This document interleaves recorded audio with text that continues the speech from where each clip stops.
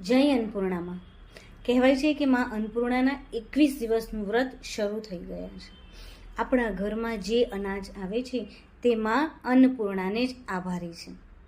કહેવાય છે કે માં અન્નપૂર્ણાના 21 દિવસ વ્રત આપણે આપણી સમય અને સ્વાસ્થ્ય અનુસાર ન કરી શકીએ તો માત્ર એક દિવસનું પણ વ્રત ચોક્કસ કરવું જોઈએ.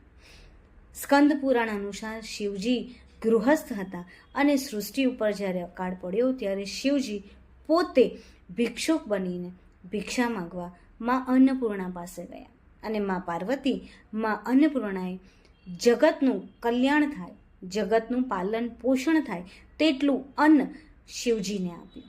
અને કહેવાય છે કે કીડીને કણ અને હાથીને મણ. એટલે ત્યારથી માં અન્નપૂર્ણા જેને જેટલું જરૂરી હોય તેટલું અન્ન ચોક્કસ પૂરું પાડે છે. હવે જ્યારે પણ જમવા બેસો